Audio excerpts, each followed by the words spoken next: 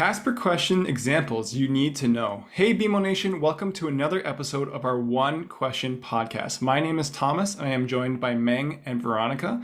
And today we have nothing to sell you, just pure strategies and tips so everyone has equal access to education. In case you have never watched or listened to one of these are completely unscripted. So no fancy music, no fancy visual effects or sound effects, just pure content. So we have 10 minutes to tackle a new topic each week. And this week's topic is, as I mentioned, CASPer example questions that you need to know. So Meng, maybe you can start us off. What are some of the CASPer questions that students need to know in preparation for their CASPer exam? Well, some of the most common ones are, what would you do in this scenario? So you're given a video or a text-based scenario prompt, and it describes an everyday situation that happens, possibly presenting some kind of a conflict, probably asking you to do some kind of problem solving. Maybe it's a situation that involves some kind of ethical dilemma. And one of the most common questions that you could get is just simply, as whoever you are in the scenario, what would you do, right? So that's something you'll probably see in your test.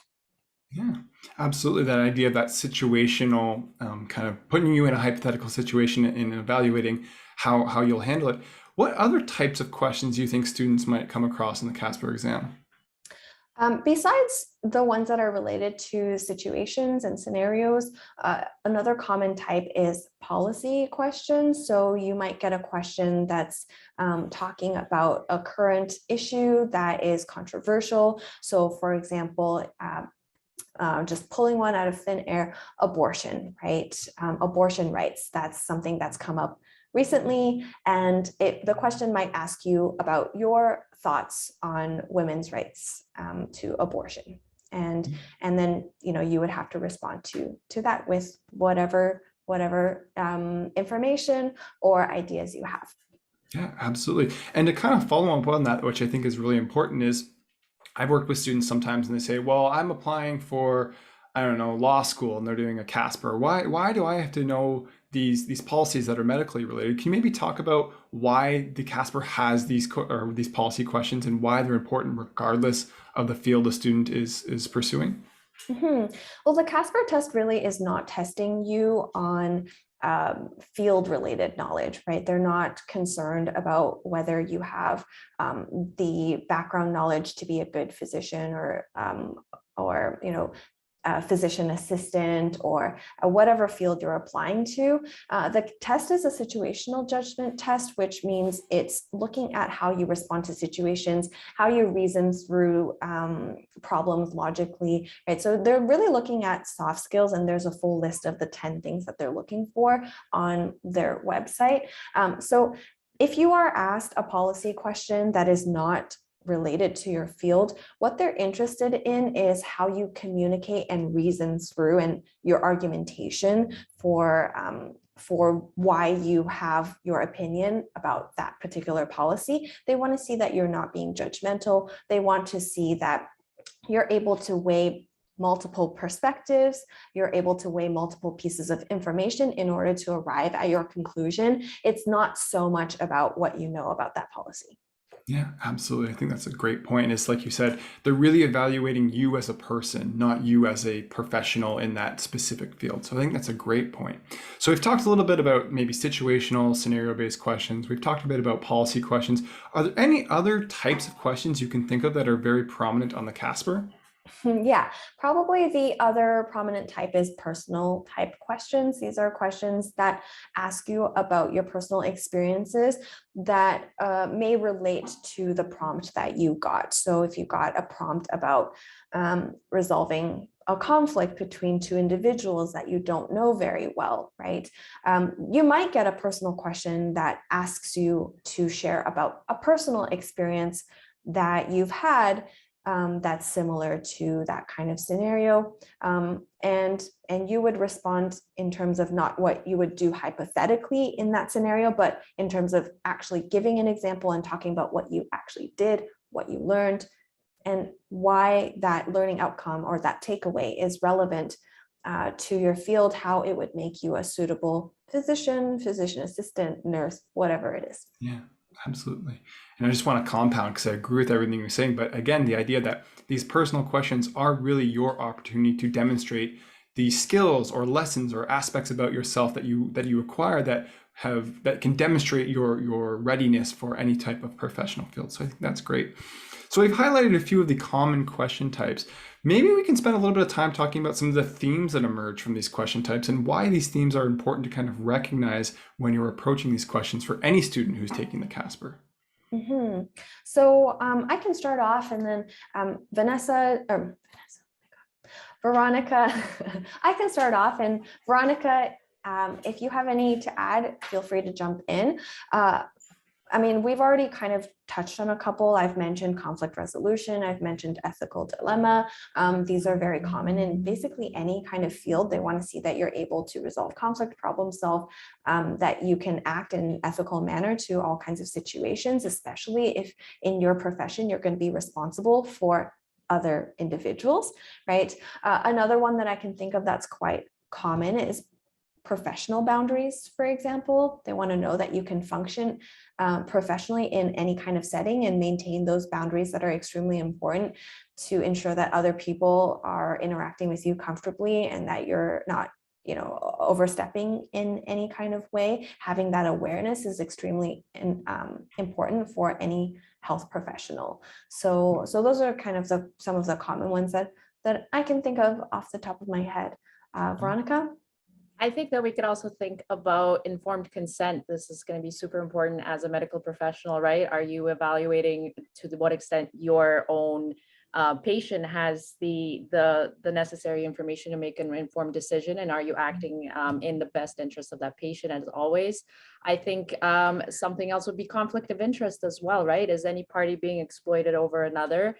And it's related to professional boundaries, but I think there you can also potentially even cross the legal line. So so I think it's closely related to the ethical dilemma as well. But I think in all of these instances, again, it's very much gauging your level of professionalism and your, of course, own situational judgment in these scenarios. Yeah. Absolutely. So those are all great themes. And again, these are just a few examples of prominent themes. So we definitely implore anyone who's listening or watching to really explore other themes that might be present in these CASPer questions and really become comfortable with those. So that way, no matter what question they get, they can identify and answer it effectively. So we have a little bit of time. I'd maybe like to spend the next few minutes maybe going over an example question, right? So Meng, how about I give you a proposed CASPer question and you can give me a response and maybe identify the question type and I identify the structure. So a typical situation-based CASPer question may look something or sound something like this, where you are a classmate and a classmate of yours is frequently not attending class. And if they do attend class, they are late. This friend is, to have some personal issues at home, and they are constantly asking for your notes and instead of showing up to class. So how would you handle this situation? That's a really good question. As you already said, it is a scenario or a situational type question that I'm going to be responding to with what I would do in the situation hypothetically, given the circumstances. In terms of themes for this question, first of all, themes can compound. You can have multiple themes presented to you in a situation. So one that I can see, I talked about professional boundaries. Obviously, personal boundaries is another one that you could see here. If this person is experiencing any kind of family issues or personal issues, as their friend, classmate, I don't know how well I know them. I don't want to overstep in that situation, right? But I still want to care for them. There's other themes like empathy and compassion for this person. You definitely also don't want to be you want to be non-judgmental in this case, right? The scenario kind of pushes you to think that this person is doing something wrong or incorrect, but you also want to make sure that you express a certain level of sympathy and care for this person in this situation. So what I usually do to start off in the question is to identify the most pressing issue based on who's involved, who could be impacted, either directly or indirectly. There's a couple people I can think of in this situation. One is the friend themselves, right? they're clearly struggling academically. They may be struggling personally with other matters outside of their school, their homework and their classes.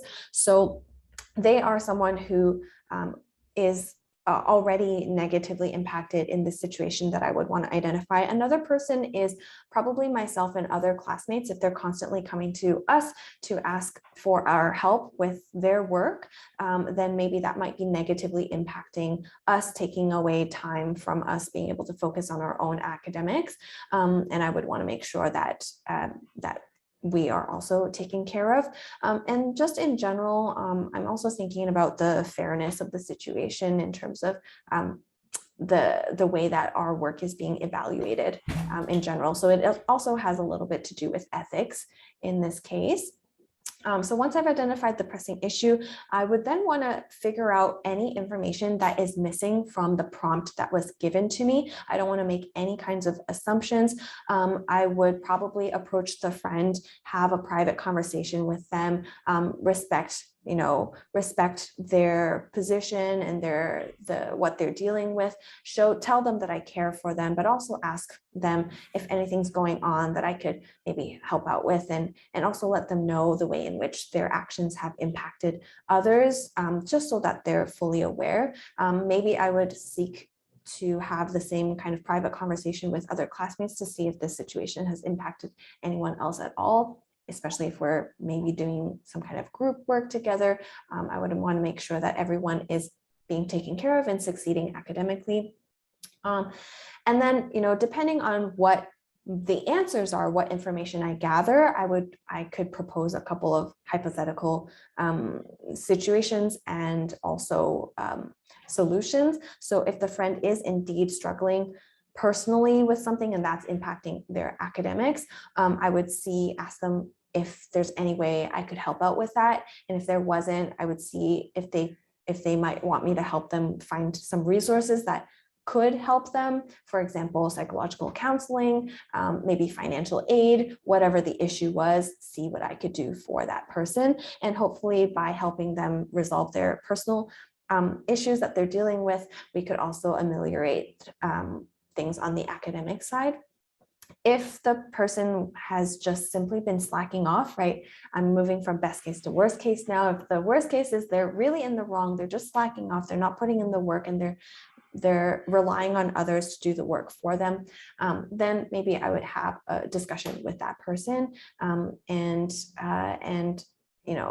let them know again the impact that this was having on perhaps me, perhaps our classmates, and let them know why this is not the best way to deal with the situation. I could offer to help them get back on their feet with their course, with their classes, with their work, but let them know that there are other resources for them as well. The TA, the professor are there to help them as well, to try to minimize the impact that it has on everyone else. And if this continues and there's no improvement and the person continues slacking off, perhaps I would let our TA or professor know, to take it one step further to continue to work out the situation if the friend is not being particularly cooperative after I've had this discussion with them.